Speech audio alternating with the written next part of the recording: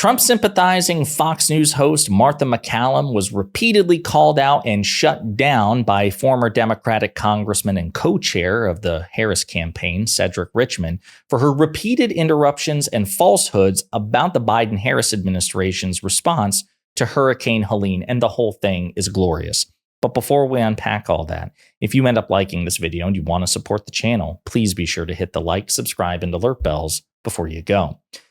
All right, friends, it's not as often as I would probably like that Democrats go into the proverbial lion's den to dust up, to square off with Fox News host. Pete Buttigieg, of course, is perhaps the best at it. Gavin Newsom, Jake Auchincloss.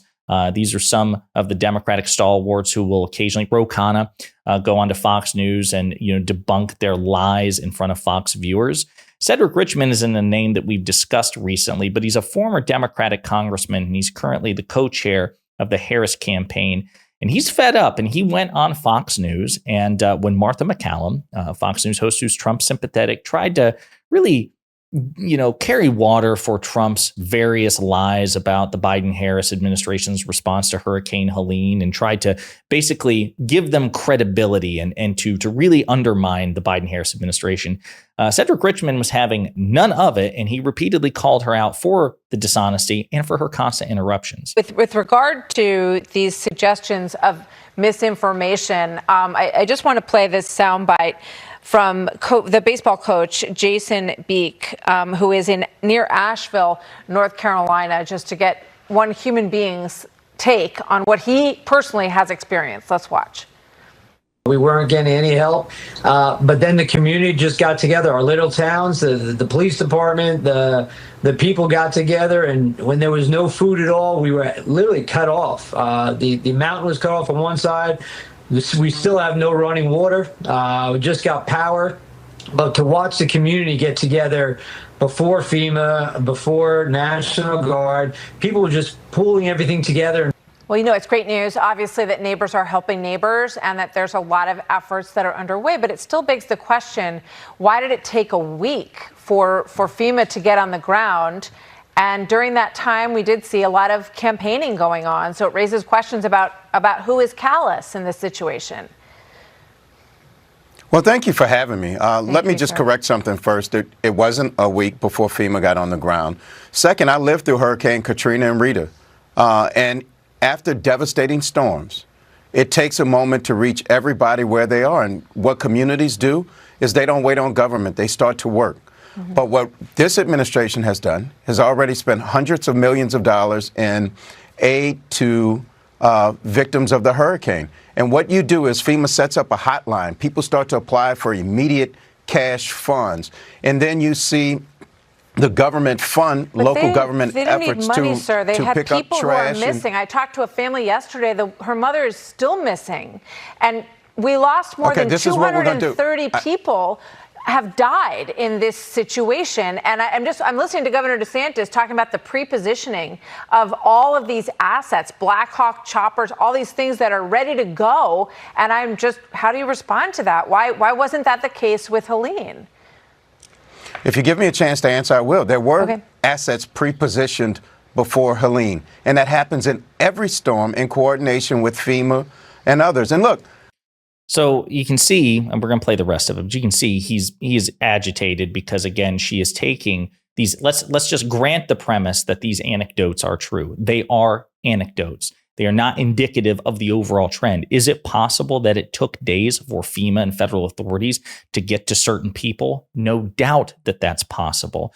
But this idea that as just a blanket policy that it took a week for FEMA to get into position or for FEMA to take action is categorically untrue. And Martha MacCallum, if she were a truly responsible journalist, would clarify that and say, hey, listen, these are exceptions to the rule. These are instances of where perhaps it took FEMA a while to get to certain people. But just to be clear, the federal government did indeed in advance pre-position thousands of assets to help these red states and blue states in advance of Hurricane Helene's landfall. She would make clear that FEMA, for the most part, was able to get this done. But there are exceptions, as there are in any other natural disaster under Republican or Democratic administrations, which is what Richmond's trying to point out here.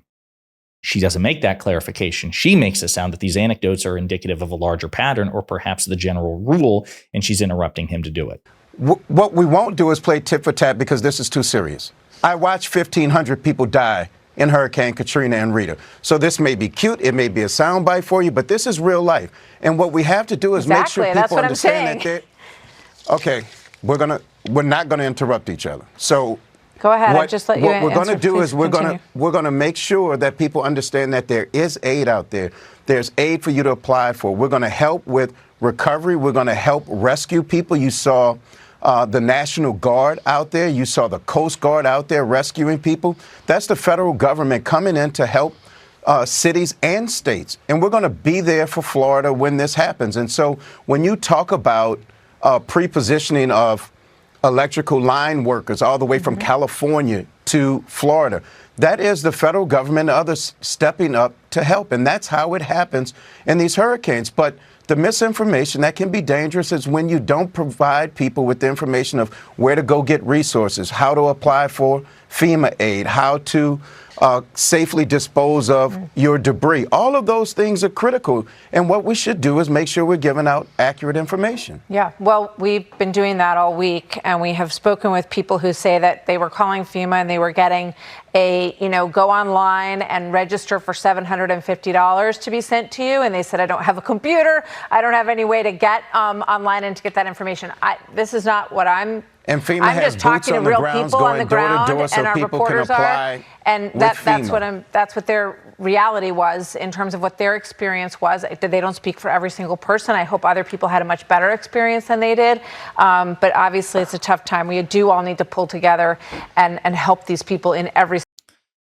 So again, she tries to throw in the air, yeah, we do all need to pull together. Well, you're not doing that. It's fair to make valid criticisms. Again, if you want to say, hey, listen, your response, according to these Republican politicians, Republican governors, Republican state and local officials, is that the federal government's response has been excellent, but not perfect. Ergo, there's still room for improvement. Fair enough, Martha, but that's not what you're doing. You are taking these admitted anecdotes, these admitted instances, and trying to create a broader pattern, which isn't true. And you're interrupting Congressman Richmond as he attempts to debunk in real time. That's not pulling together. That is you trying to breathe life into rapidly debunked and discredited conspiracy theories from your preferred political candidate, your morally inferior Republican candidate who is making the situation considerably worse. You're trying to have your cake and eat it too without being as overtly dishonest as Donald Trump and other MAGA Republicans are, while also trying to carry water for him so that he's not completely eviscerated by the fact checkers.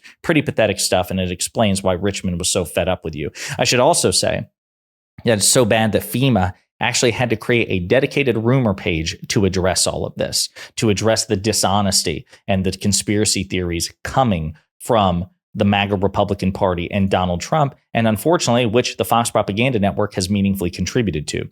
Since we're on the subject of former Congressman Richmond, I also want to play an excerpt from another recent interview he conducted, this time on CNN, in which he called out the double standard in terms of the perception between Vice President Harris and Donald Trump, the standard that Harris is held to compared to the curve on which Trump is graded. And he roasts Donald Trump pretty good here. And I did want to ask you about the former president and some of the comments that he's made in recent days. He has suggested in just the last day or so that undocumented immigrants who commit murder have what he calls bad genes. Let's listen to that. How about allowing people to come through an open border, 13,000 of which were murderers, many of them murdered far more than one person, and they're now happily living in the United States. Now a murderer, I believe this, it's in their genes, and we got a lot of bad genes in our country right now. He also refused to say last night that he would not use government institutions to go after his political rivals. What does the vice president have to say about some of this rhetoric we're hearing from the former president? I don't think she's addressing his rhetoric at all. I think today she's going to talk about the fact that so many families find themselves in the sandwich generation where they're caring for not only a child, but they're caring for a parent also. And she's going to expand Medicare so that we can include home health for our seniors who deserve to live out their lives with dignity and respect. So while she's talking to that healthcare crunch that so many seniors find themselves in, Donald Trump is talking about jeans. Donald Trump is talking to a fly at a rally. Donald Trump is talking about Hannibal Lecter. Donald Trump is talking about windmills causing cancer, electrocution, and sharks. And so what I really would encourage listeners out there to do is go watch Donald Trump. He's unhinged. He's all over the place. He's unwell. And he's talking about himself over and over again. And if you look at Vice President Harris and Governor Walz, they are attempting to address the issues that are facing our families. And so that's going to be a contrast we're going to continue to drive.